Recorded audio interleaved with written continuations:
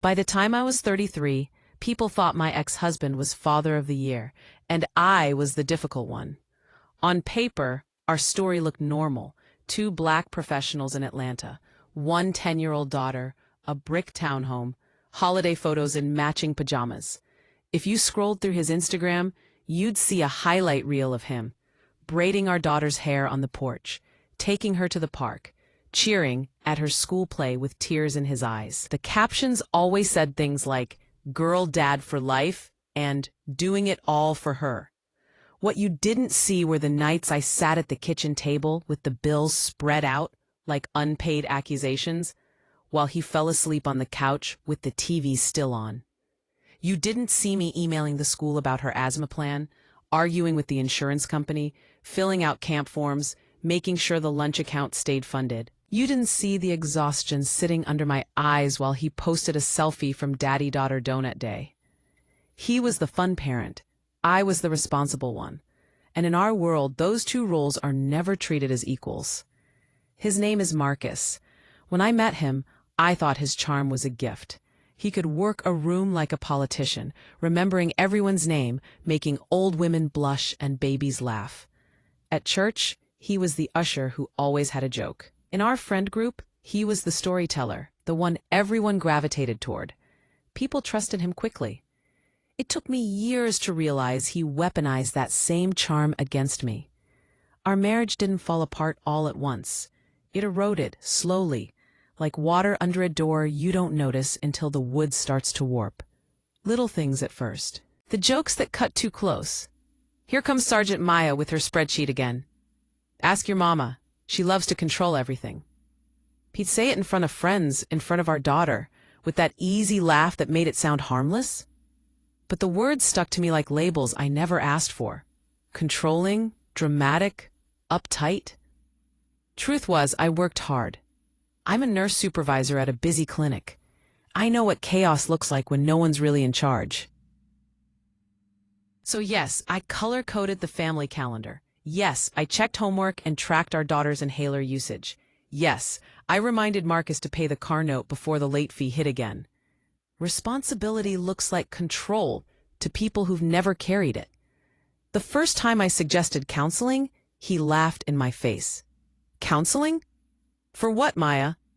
Because you're stressed? Everybody's stressed. You just don't know how to relax. I remember standing in our bedroom doorway, holding my phone with the therapist's number already on the screen, and feeling my shoulders actually sink. Like I was crazy for thinking we needed help. Like I was the problem, again.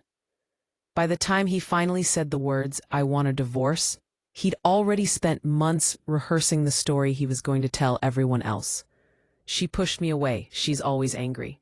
I tried, man. I really did. But you know how some women are? Nothing is ever enough. He never raised his voice at me in public. Never called me out of my name where anyone could hear. What he did was quieter and more effective. He painted me as unstable with a series of carefully curated anecdotes. If I was tired at a barbecue and didn't feel like laughing at one of his stories, "She's mad again, y'all. Pray for my wife," he'd say, smiling, making everyone chuckle.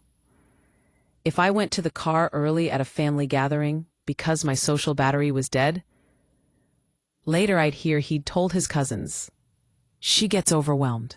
It's that anxiety. I'm doing my best, but sometimes she just spirals." That's the word that kept coming back to me, like I was a tornado and he was the calm, patient hero standing in the doorway holding our child. When he moved out, he made sure he left with the narrative too. To his mother, I was cold and withholding. To our mutual friends, I was punishing him by asking for child support. To our daughter, I was complicated, but he was going to protect her from the drama. The first time I heard that last part, it was from my own child's mouth. "Daddy says he just wants to keep me away from drama," she said one Tuesday night, picking pepperoni off her slice of pizza, not looking at me. I felt something inside my chest pull tight. "Oh?"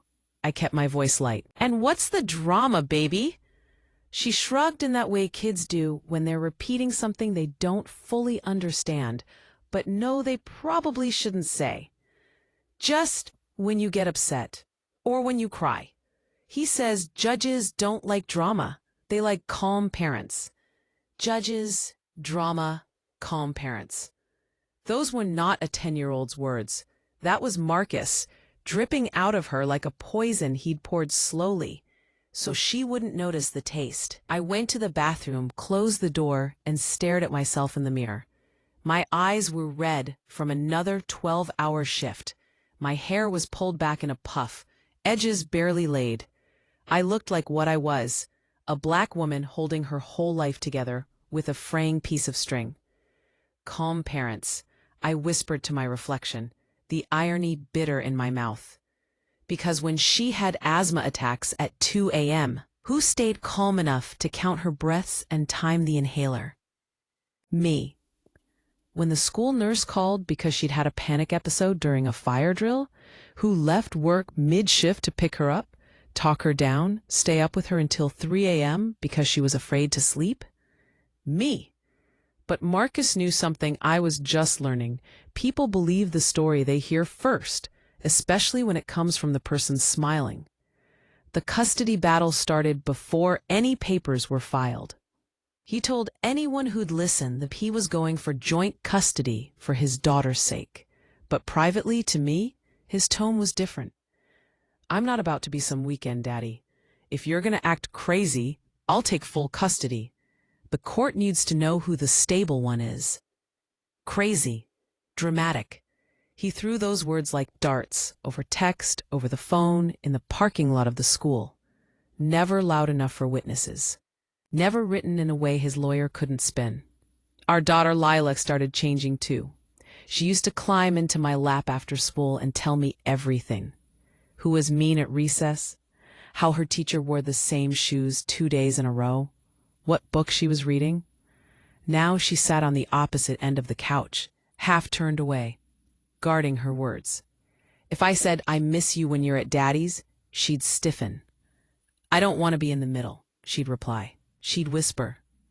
I never told her she was. I never spoke badly about Marcus to her, even when I wanted to scream. I swallowed my anger so many times I thought it might poison me from the inside. But still, somehow, I was the one she associated with conflict. Because in our world, the person who cries is always the problem. The person who speaks up is always starting something. And the parent who actually enforces rules is always hard to live with. The papers came in a thick white envelope with my name typed neatly on the front. Petition for dissolution of marriage and allocation of parental responsibilities.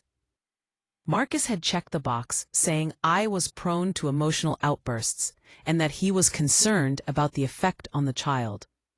He was building a case, brick by brick, out of every moment I had ever been human in front of our daughter.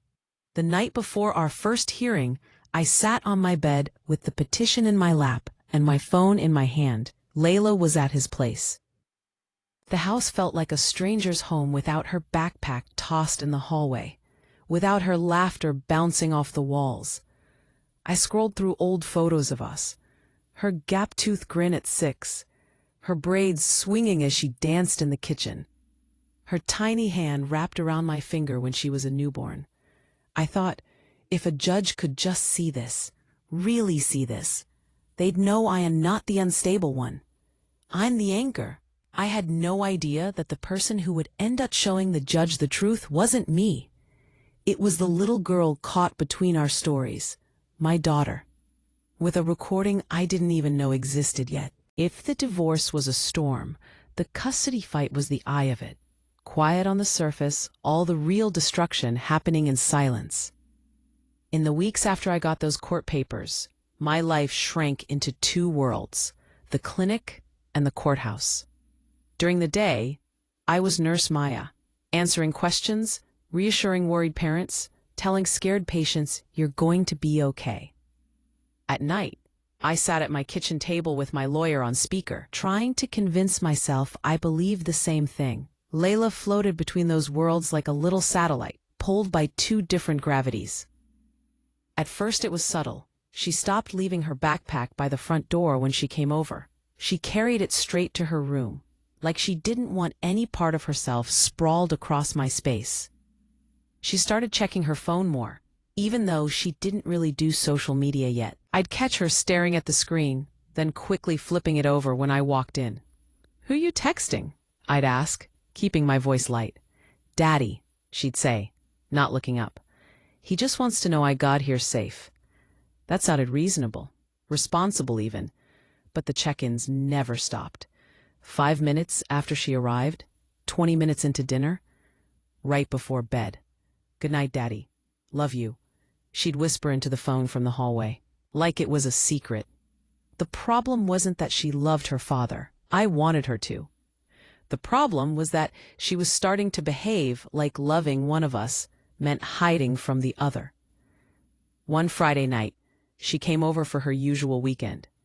We were supposed to have a movie marathon. Popcorn, fuzzy socks, the works. But she spent half the evening sitting on the far end of the couch, watching the door more than the TV. "You okay?" I finally asked, pausing the movie. "Yeah." She didn't take her eyes off the door.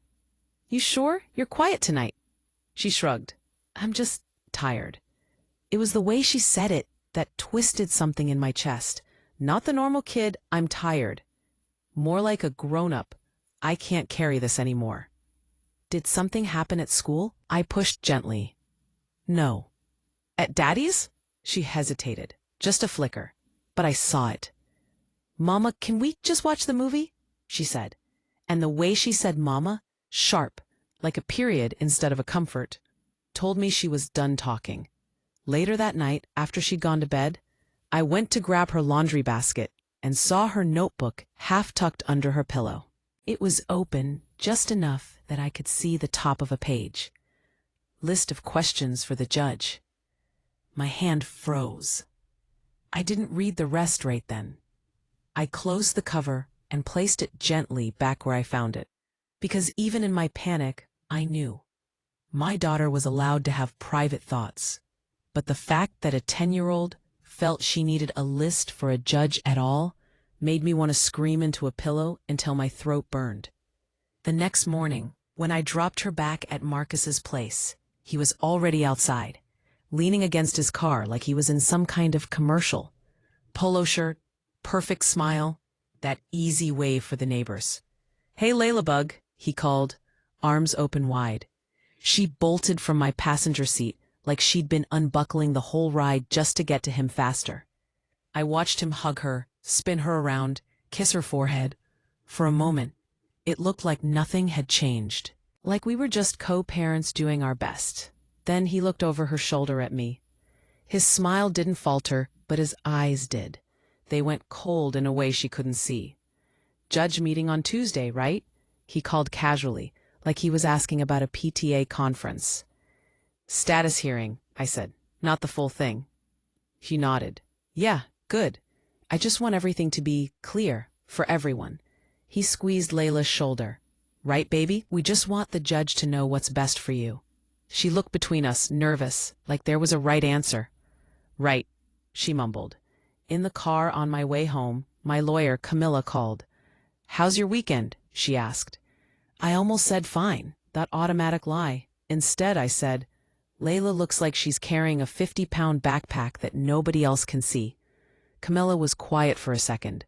"That's unfortunately common," she said. "One parent turns the kid into a witness long before court, sometimes without even realizing." "Marcus realizes," I said. "He knows exactly what he's doing." I just didn't know how far it had already gone. A week later, I found out. It was a Tuesday night, the same day as our first sit-down with the guardian ad litem, the court-appointed person who's supposed to represent the child's best interests.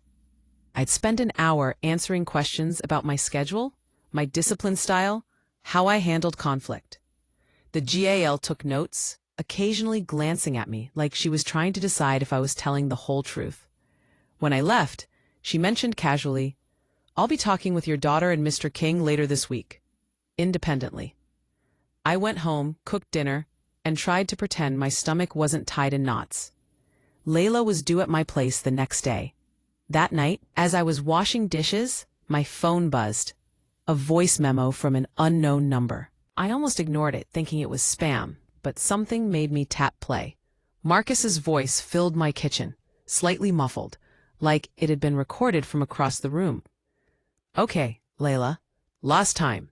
What do we say if the judge asks where you feel safest?" There was a pause. Then my daughter's small voice. "With you.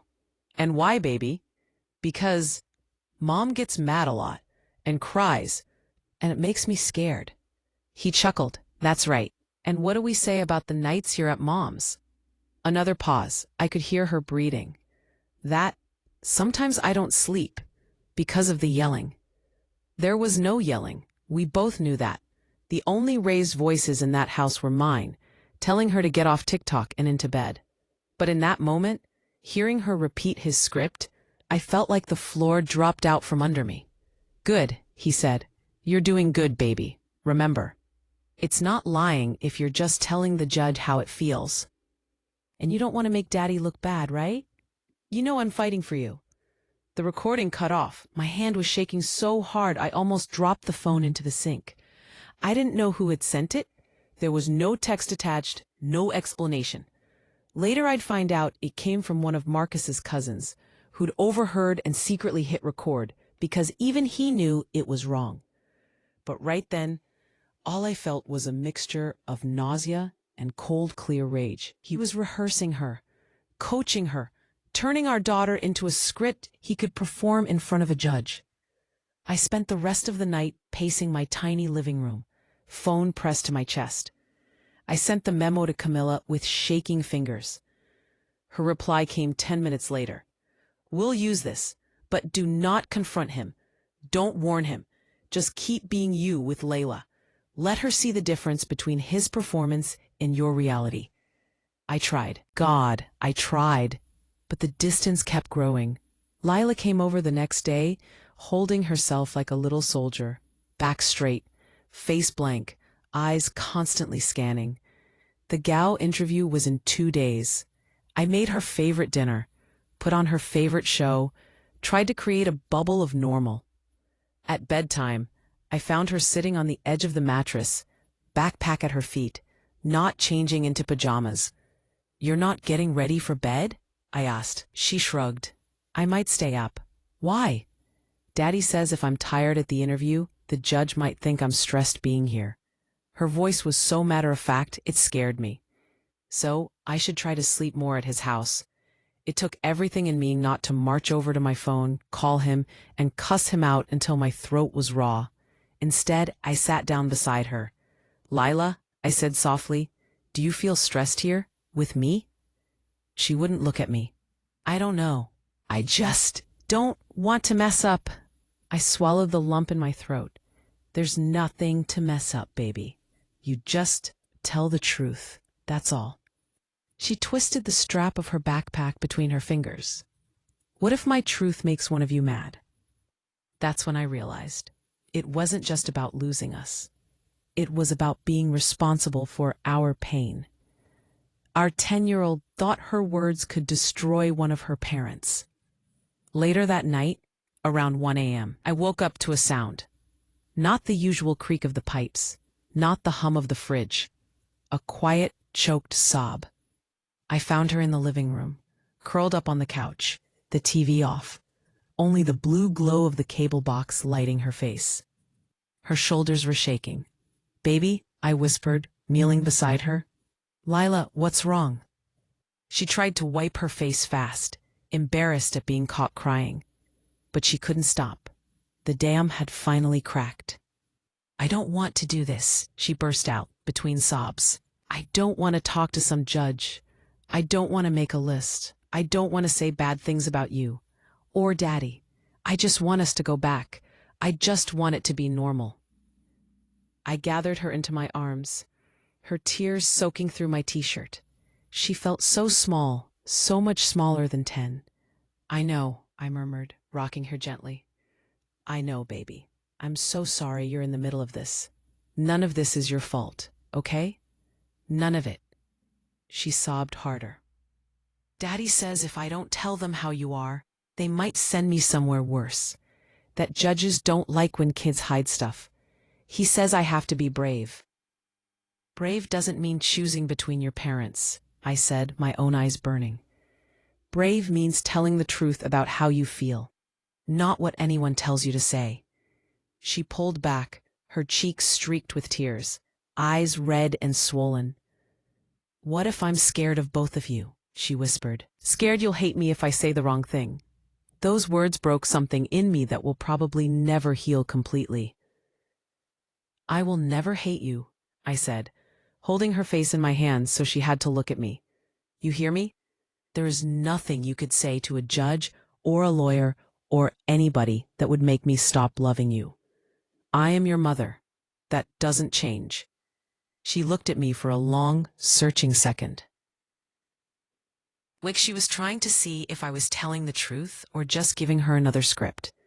Finally, she took a shaky breath. Mom? She whispered. Yes? I did something. She hesitated, then added, I don't know if it was bad or good. What did you do, baby? She glanced toward her room, toward her backpack, where her tablet and phone were stuffed among school books.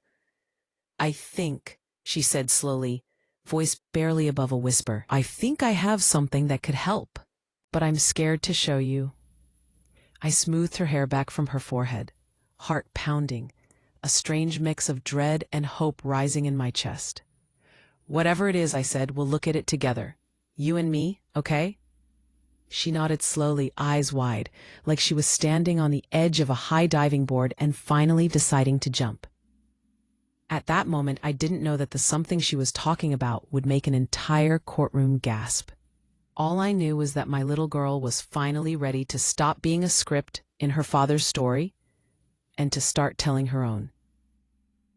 When Layla said, I think I have something that could help, I thought she meant a drawing, or maybe that list of questions for the judge.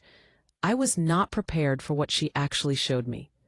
We sat at the kitchen table, the same table where I'd filled out divorce papers and cried into cold coffee. The house was quiet. No TV, no music, just the refrigerator humming and the faint sound of cars outside. She brought her backpack in like it was something fragile, almost sacred, and set it on the chair next to her. Her hands trembled as she unzipped it. Baby, you don't have to show me anything if it makes you uncomfortable, I said, already feeling protective, already wanting to shield her from whatever this was. She shook her head. No, I need to. She pulled out her tablet and her little phone, the one Marcus had insisted on getting her, for emergencies, but mostly used to keep tabs on her. She tapped around for a minute, then slid the tablet toward me. Press play, she whispered. The screen showed a simple audio interface. Date stamped, time stamped, the little waveform of voices recorded in a living room I knew too well. I hit play. Marcus's voice came first, crisp and confident, like he was giving a TED talk instead of talking to a child.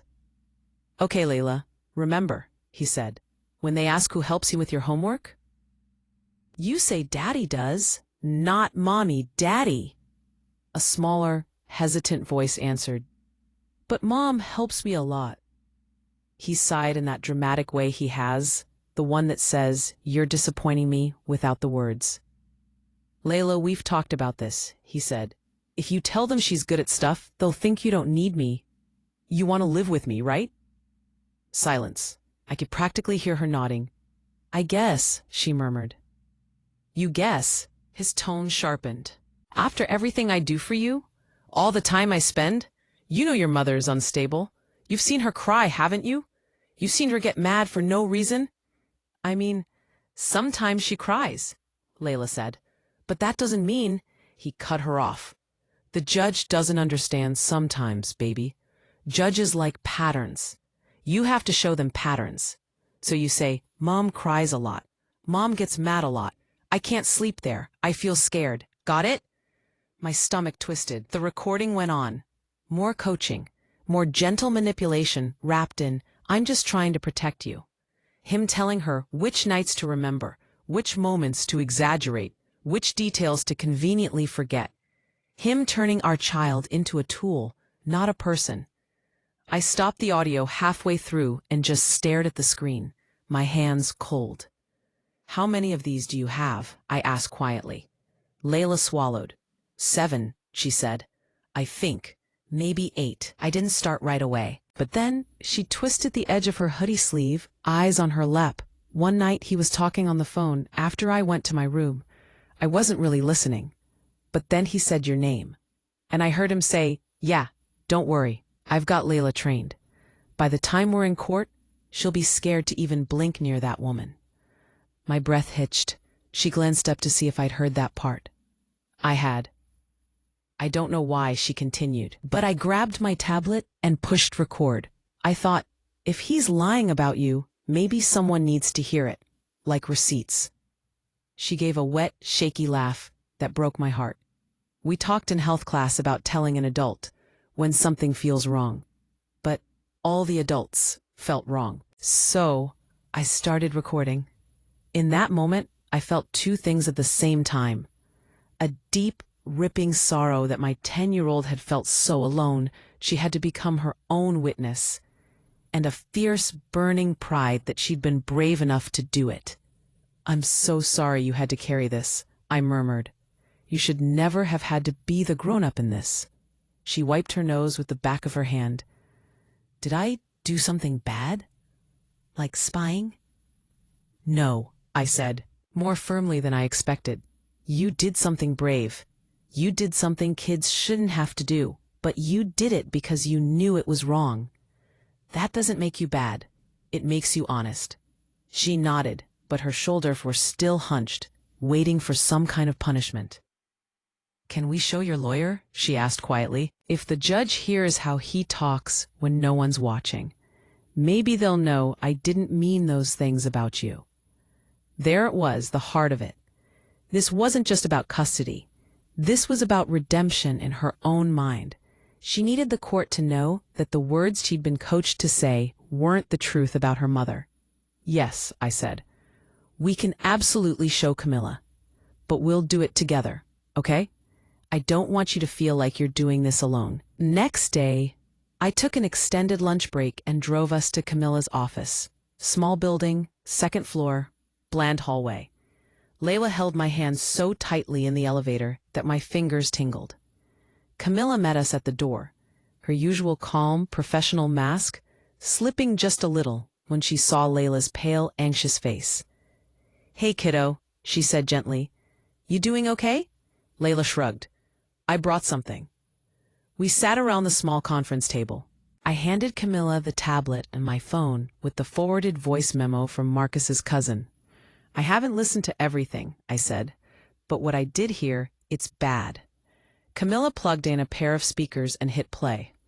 We listened to the same coaching I'd heard the night before, but this time through a different set of ears. Legal ears. Camilla's jaw tightened. She scribbled notes, paused, rewound, listened again. When she got to the part where he said, "I've got Layla trained," she actually closed her eyes for a second, like she was swallowing down disgust. When the audio ended, the room was very, very quiet. "Layla," she said finally, turning to my daughter, "you understand that what your father is doing here is wrong, right? Not just because he's asking you to say things that aren't fully true, but because he's asking you to carry a weight that belongs to the adults." Layla nodded. "I just didn't want anyone to think I hate my mom," she whispered. "Even if I said stuff that sounds like I do." Camilla's voice softened. "I'll be very clear," she said. "No one in that courtroom is going to think you hate your mother after they hear this. They're going to think a grown man used his child as a shield." She looked at me. "We can absolutely move to admit this," she said. "Our state has one-party consent for recordings." She was present. She pressed record. "It's legal, but I want to ask you both something." She folded her hands on the table. "Once this comes up in court," she said slowly, "you can't unring that bell. Your father will know you recorded him, Layla. He will know you chose to show us." Are you prepared for that? I opened my mouth to say, of course she's not. To say, she's just a child. To say, we'll find another way.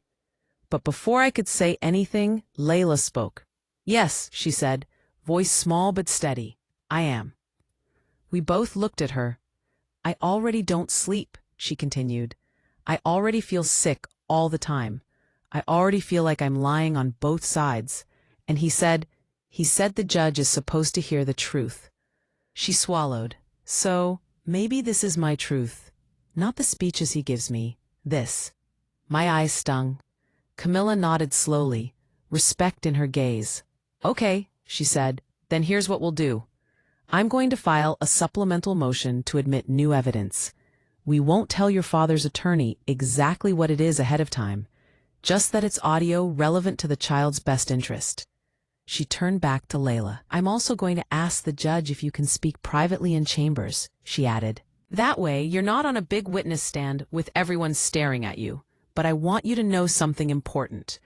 Even if the judge doesn't let the recordings be played in open court, they will hear them, and they will know." Layla's shoulders relaxed a fraction, like someone had loosened invisible ropes. "What about me?" I asked. "What do I do?" Camilla gave me a look that was half lawyer, half big sister. "You keep doing what you've been doing," she said. "You show up. You tell the truth. You don't badmouth him to her.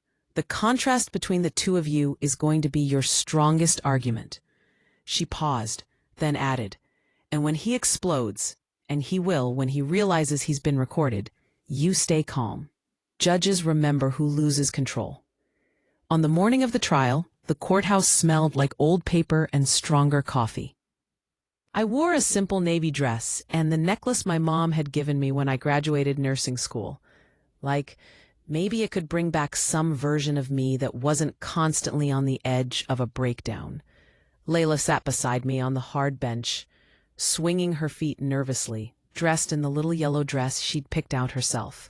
She clutched a small stuffed keychain hidden in her palm, something to press when she got anxious. Marcus walked in like he owned the building. Fresh haircut, tailored suit. That same polished charisma he'd used to charm my grandma and my girlfriends, and, apparently, an entire legal team. He gave Layla a big showy smile. "There's my girl," he said, opening his arms. She stood up automatically, but there was a stiffness in her posture now, a knowledge in her eyes that hadn't been there before. She hugged him, but she didn't cling. "Hey, Daddy," she said. He glanced at me over her head, smirk just visible. Like he'd already won. He didn't know about the files sitting on Camilla's laptop. He didn't know about the 7 recordings lined up like dominoes, ready to fall. He didn't know that the little girl he thought he'd trained had decided to tell the truth.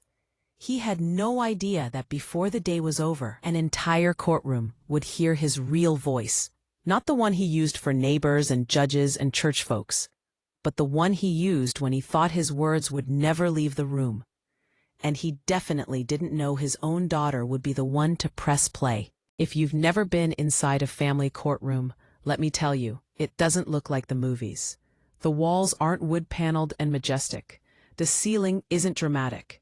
It just looks tired. Beige paint, old carpet, people clinging to folders and hope.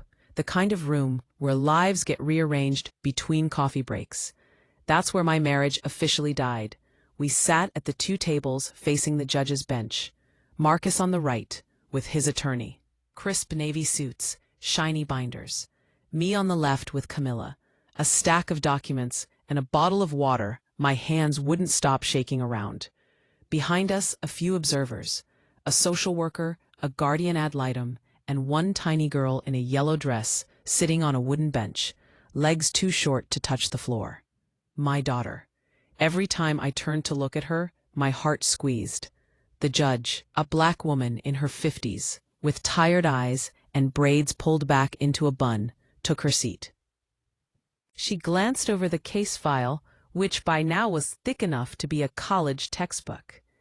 Case number 23-1742, the clerk read. Washington versus Washington. Dissolution of marriage and custody. Marcus's lawyer went first. He painted the same picture he'd been painting for months. Devoted father, unstable mother. He had charts of his income, printouts of soccer photos, copies of some of my texts where I'd written things like, "I can't do this anymore. I feel like I'm drowning. You're breaking me." He held them up like trophies. "Your Honor," he said smoothly, "what we have here is a pattern of emotional instability. My client has had to protect his daughter from outbursts, crying episodes, and erratic behavior. I sat there listening to my worst moments read out loud, stripped of context, offered up as evidence I didn't deserve my own child." Camilla objected where she could, clarified where it mattered, but she didn't interrupt his performance too much. She just took notes, tapping her pen lightly against the table, waiting. When it was her turn, she stood, adjusted her jacket, and walked to the middle of the room like she had all the time in the world. "Your Honor," she said calmly, "no one is denying my client has cried, that she has texted her husband in distress, that she has struggled at times in a marriage filled with gaslighting and control. Frankly, I'd be more concerned if she didn't show emotion. But today is not about who sent what text at 2 a.m. She paused. Today is about one question: who is acting in this child's best interest? And to answer that, we're going to let you hear the voices that matter most. Not the ones in here. She tapped the printed texts his attorney had stacked up, but the ones when these parties thought no one was listening. The judge's eyes sharpened, just a little. "Explain," she said. Camilla lifted a thin folder and a small portable speaker. "Your Honor, we have recently obtained a series of audio recordings made by the minor child, Layla Washington. These recordings were made in her father's home, while she was present, using a device personally owned by her. Our state is one-party consent. We have verified file metadata and timing. At this time, we move to admit these recordings as evidence. They go directly to the issues of coaching, manipulation, and the credibility of statements previously attributed to this child." Marcus's lawyer's smile faltered. "Objection, Your Honor," he started. "This is highly irregular. These alleged recordings could have been altered, taken out of context." "Counsel," the judge interrupted, "you will have the opportunity to cross-examine on authenticity and context. For now, I will hear them. If I find them unreliable, I will disregard. Motion to admit is granted provisionally." My heart pounded so loudly I could hear it in my ears. Camilla looked over at the bench. "Your Honor, with the court's permission, I'd like to have the minor identify the recordings herself." Quietly. No content testimony, just confirmation. The judge considered, then nodded. "Bring her up." My throat went dry. Layla stood slowly from the bench. For a moment, she looked so small I wanted to scoop her up and run. But then she straightened her shoulders, clutching that little keychain in her fist, and walked forward. The bailiff led her to the witness box. But at the judge's signal, they didn't swear her in. This wasn't full testimony, just identification. "Hi, Layla," the judge said, voice softer now. "Do you know why you're here today?" Layla nodded. To talk about where I live and who I stay with." "That's right," the judge replied. "Now your mom's lawyer tells me you made some voice recordings. Is that true?" "Yes, ma'am," Layla whispered. "Did anyone make you do that?" "No, it was my idea." "Did anyone tell you what to say on those recordings?" She shook her head quickly. "No, it's just people talking. I just hit record." "Okay." The judge glanced at Camilla. "You may proceed." Camilla connected the speaker, opened the first file, and set the device where everyone could see, but only she could control. "Your Honor," she said quietly, "this first recording is dated May 14th, 9:14 p.m. It is labeled, 'Daddy Talking About Court.'" I gripped the edge of the table so hard my knuckles ached. When his voice filled that courtroom, it was like someone had opened a window, onto the life I'd been trying to describe in words. And suddenly, no one needed my description. They could hear it. "Okay, Layla, remember." Marcus's voice crackled through the speaker. "When they ask who helps you with your homework, you say Daddy does, not Mommy." Daddy, taxed. The room went very still.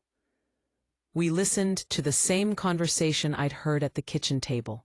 The coaching, the pressure, the subtle threats wrapped in faux concern. "Judges like patterns," he said on the recording. "You have to show them patterns. So you say, Mom cries a lot. Mom gets mad a lot. I can't sleep there. I feel scared. Got it?" Across the room, real-life Marcus shifted in his seat, face flushing a dark red. "This is out of context," his lawyer muttered. "He's clearly just." "Counsel," the judge said sharply, "you will refrain from commentary until it is your turn." Camilla let the recording play a few moments longer, long enough for the judge to hear him talk about training his daughter. Long enough for the phrase, "unstable narrative has to be consistent," to land like a slap. Then she stopped it. "This is just one example, Your Honor," she said. "We have 7 in total, all similar in tone and content, all instructing this child to exaggerate or fabricate fear of her mother." The judge looked tired, but it was a different kind of tired now. The kind that comes from recognizing something ugly you've seen too many times. "Play the one labeled June 2nd, she said. This one was worse. Marcus talking on the phone in the background, thinking Layla was in her room, not realizing her door was cracked and her tablet was recording. "Yeah, man, I've got this locked up," he said with a chuckle. "She cries, she yells, she texts crazy stuff. All I gotta do is get Layla to say that in front of the judge. I don't feel safe with Mommy." Boom, full custody. The court always sides with the calm parent. He laughed again. "Don't worry. I've got her trained. By the time we're in court, she'll be scared to even blink near that woman." The speaker made a soft digital click as the file ended. No one moved. Behind us, someone let out a quiet, involuntary, "Oh my God." The social worker, I think. The guardian ad litem's eyes widened. Even the court reporter's fingers seemed to pause above her keys. The judge exhaled slowly. "Mr. Washington," she said, turning her gaze on Marcus. "Is that your voice?" He shifted. "Your Honor, Yes or no?" He swallowed. "Yes, but I was upset. Things were being taken out of... So it is your voice." "Yes." Camilla didn't smile. She didn't gloat. She just let the confirmation hang in the air like smoke. "Your Honor," she said, voice level, "my client has been painted for months as an unstable, emotional, unfit mother. These recordings show a different reality, a father actively manufacturing that story, using his child's testimony as a weapon, not a reflection of her actual feelings." Marcus's lawyer scrambled. "This is one-sided, Your Honor. We have no idea what the mother has said in her home, what she's told the child, how she has." The judge held up a hand. "Enough," she said. She leaned back, eyes moving slowly from Marcus to me, then to Layla, sitting quietly in the witness box, hands twisted in her lap. "Layla," she said gently, "I have one question for you. Not about your parents, about you." My heart climbed into my throat. "Yes, ma'am," Layla whispered. "In your own words," the judge said, "no one else's, when you think about where you feel safest at night, where you can sleep, where you can breathe. Where is that?" The whole room was holding its breath.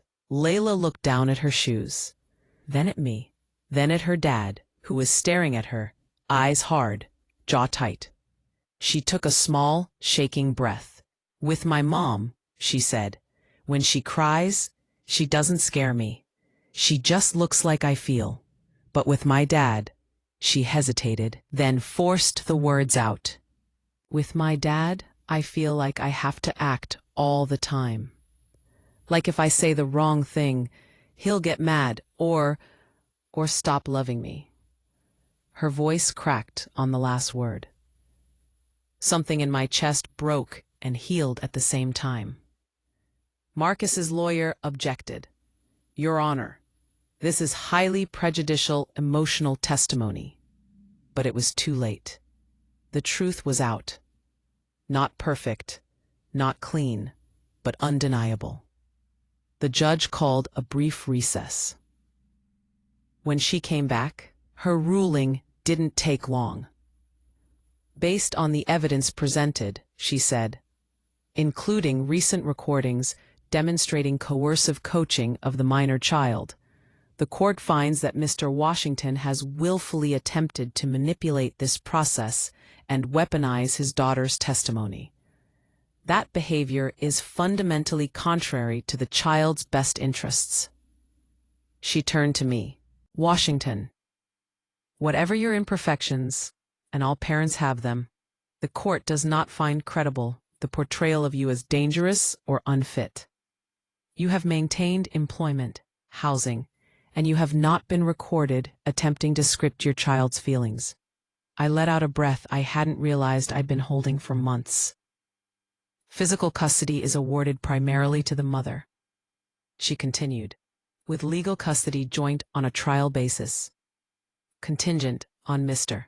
Washington's completion of a parenting class and individual therapy. Given his demonstrated behavior, initial visitation will be supervised. We will review in 6 months. Marcus exploded. This is insane, he shouted, half rising from his chair before his lawyer yanked him back down. She's using my own kid against me. She's poisoning. Mr. Washington, the judge snapped. If you do not control yourself, I will hold you in contempt. Sit down. Furious. And for once, none of that rage was directed at me in private. It was out where it belonged, in the light, in front of someone who could actually see it and name it. The judge's gaze softened when she looked at Layla. You did something very brave today, she said.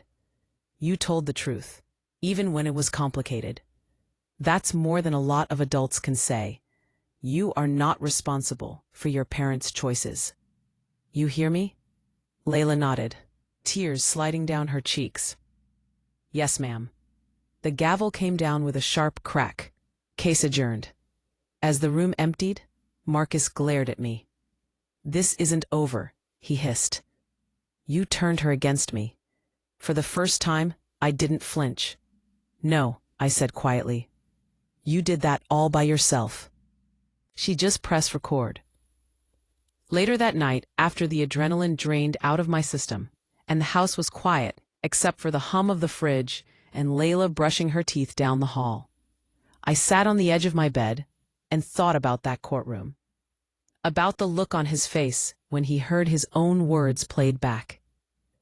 About the way everyone gasped, not at my tears, not at my texts, but at his voice, stripped of the performance he wore for the world.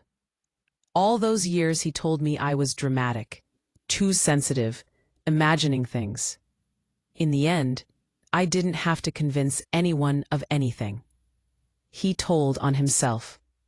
And our daughter, our smart, observant, too-grown little girl, was the one who made sure the truth didn't get lost. The funny thing about winning in court is that it doesn't feel like winning at all that first night.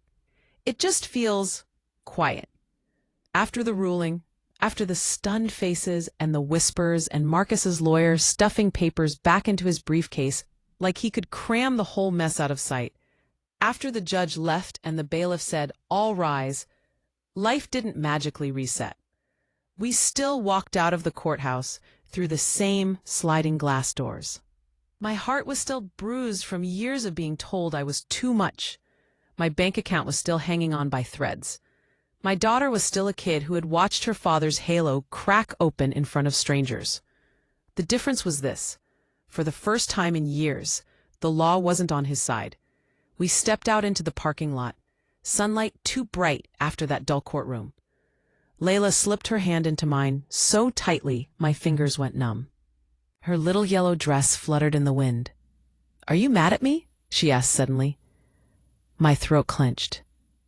"Baby, why would I be mad at you?" "Because I played it," she whispered. "The phone stuff. Daddy looked so mad. I thought—" Her eyes filled.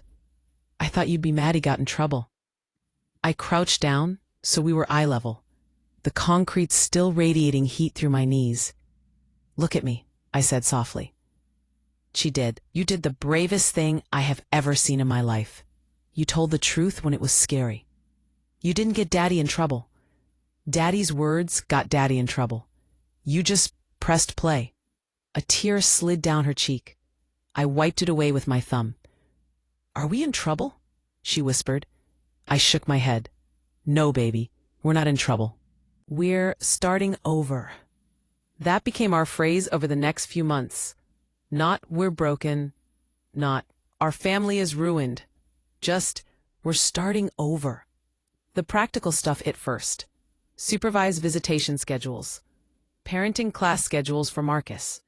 The co-parenting app the judge ordered us to use so there would be a written record of every communication. No more late-night voicemail rants. No more threats to just come take my kid. If he needed to say something, he had to type it out where a judge could see it. Suddenly, he had a lot less to say. The first time he came for a supervised visit at the family center, he wore the same cologne he'd always worn, the same charming smile he used on waiters and bosses, and anyone who could make him look good. He walked in like he expected the whole room to bend around his charisma. The supervisor, a woman with silver braids and a clipboard, didn't even blink. "Sign in here," she said. "You'll be in room 3. No coaching, no questioning about the trial, no discussing the other parent. Any violation and the visit ends. Understood?" He signed, jaw tight. I watched from the hallway as Layla walked in slowly, clutching her stuffed bear. She sat on the far chair at first. He tried jokes, charm, the buddy voice. There was a stiffness between them now, a small, invisible wall that hadn't been there before. When the door closed, I sat in the waiting room with other parents. Some looked broken. Some looked bored. Some looked like me, tired but holding on. A woman across from me glanced up from her phone. "First time?" she asked. I nodded. "Feels weird, doesn't it?" she said. "Like watching your life through glass." She paused, then added quietly, "But supervised is better than unsupervised, if he's like most of the men who end up here." I let out a breath I didn't know I was holding. "Yeah," I said. "He is. At home, our routines changed. No more staring at the front door, listening for unpredictable footsteps. No more tiptoeing around moods. No more hiding in the bathroom to cry so my daughter wouldn't see." If I cried now, I didn't apologize for it. I didn't call myself crazy.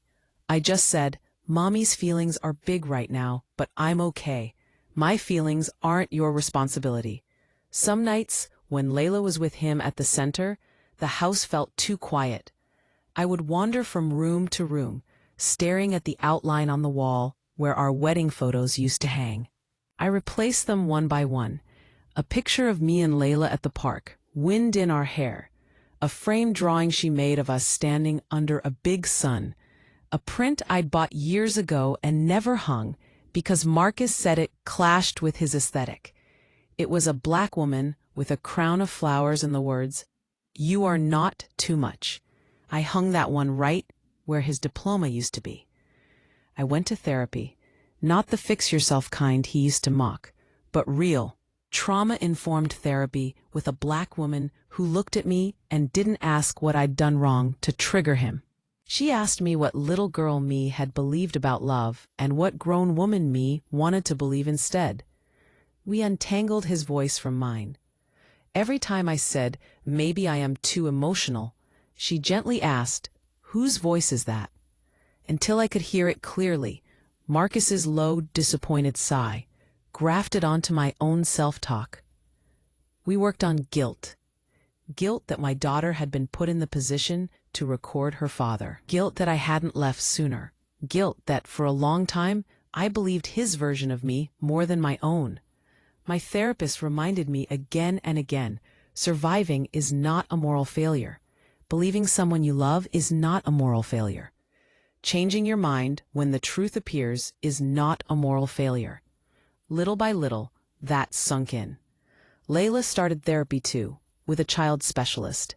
There were drawings and puppets and games about feelings. Some days she came home quiet. Some days she burst through the door, dropping her backpack, yelling, "Mom, guess what?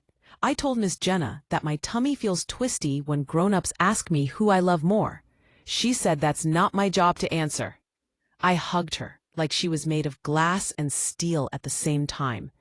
At school, her teacher pulled me aside one afternoon. She raised her hand during health class, the teacher said. When we were talking about safe adults, she said, "Sometimes safe adults make unsafe choices, but that doesn't mean you're bad. I just thought, you should know." Her eyes softened. She's very wise for her age. I smiled, throat thick. "Yeah," I said, "she is." As for Marcus, the shine wore off. Without the ability to spin the narrative unchecked, without the automatic assumption from the court that calm equals right, his frustration spilled out sideways. In the co-parenting app, his messages started out grandiose and smug. "You'll see.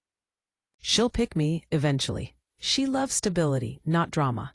Then, over weeks, they got shorter, more defensive. "She seemed distant today.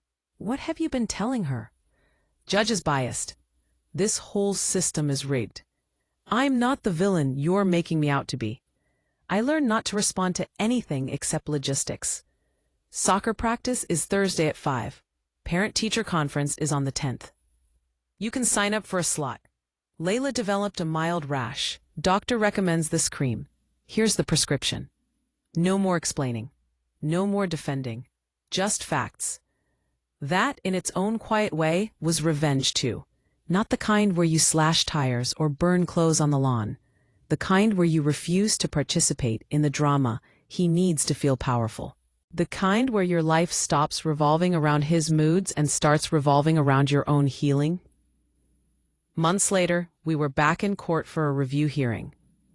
It was shorter this time. No dramatic recordings, no long speeches. Just reports from the therapist, the parenting coordinator, and the supervised visitation center. "Mr. Washington has attended his required classes," the coordinator said. However, there continued to be concerns about subtle pressure on the child during visits, particularly questions about the custody arrangements and complaints about the court. The judge turned to him. "Mr. Washington?" He shrugged, all faux innocence. "I'm just being honest with my daughter. I think she has a right to know how unfair this is." The judge's expression didn't change. "Let me be very clear," she said. "Your daughter has a right to her childhood, not to be your therapist, your confidant, or your co-litigant. If I see continued evidence of emotional pressure, visitation will be reduced, not expanded. Is that understood?" He clenched his jaw. "Yes, Your Honor." When she looked at me, her voice softened almost imperceptibly. "Ms. Washington, the court notes your compliance with all orders. The reports describe a calm, stable home environment. We will maintain the current custodial arrangement. It was, technically, just a continuation of what we already had, but it felt like confirmation that this wasn't a fluke, that the first ruling hadn't been some miracle I'd wake up from, that the new shape of our life was real, not temporary." On the drive home, Layla sat in the back seat, humming to herself, doodling hearts and tiny crowns on the fogged-up window with her fingertip. "Mom," she said suddenly. "Yeah, baby. Do you ever miss him before he got mean?" I thought about the early days, the jokes, the kisses on my forehead, the way he held her when she was a newborn, eyes wide with wonder. I miss who I thought he was, I said honestly, but I don't miss how I felt at the end. Do you understand the difference? She was quiet for a moment, like missing the idea of pizza, but not missing the stomachache after. She said finally. I laughed. Exactly like that. She nodded, satisfied with her analogy, and went back to drawing. That night, after she fell asleep, I stood in her doorway for a long time, listening to her steady breathing. Her room was still full of little reminders of the past. Stuffed animals he'd bought, a lamp he'd chosen, but they didn't feel like his anymore. They were hers. Our home no longer felt like a stage where I had to perform being the perfect wife to impress a controlling man. It felt like what homes are supposed to feel like. A place where you can cry without being called crazy, laugh without being shushed, tell the truth without being punished. Sometimes, in the middle of folding laundry or doing dishes, the memory of that courtroom moment would hit me again. The sound of his own voice echoing through the speaker, the collective gasp, the judge's eyes hardening. There was satisfaction there, yes. Not because he was humiliated, but because, for once, the world didn't reward the person who could stay the calmest while doing the most damage. It rewarded the child who told the truth. It rewarded the mother who refused to give up, even when she was shaking. When I finally sat down months later to tell this story out loud, to a camera, to other women, to anyone who's ever been called crazy by someone who needed them to be, my hands still trembled a little. But this time, it wasn't fear, it was power. Because now, when I say, at my divorce trial, my daughter showed a recording and everyone gasped at what it revealed, I'm not just talking about the court. I'm talking about me. I gasped too. Not at what it proved about him. I already knew that part. But at what it proved about us. That even after years of being told we were weak, unstable, too emotional, too much, when it mattered, we were the ones who stood in the light and told we didn't just survive him. We recorded him, we exposed him. And then quietly, steadily, we built a life where his voice is no longer the loudest one in our heads. That's the real revenge. Not a dramatic scene. Not a burned suit or a smashed windshield. Just this. A peaceful home, a brave daughter, and a woman who finally believes herself.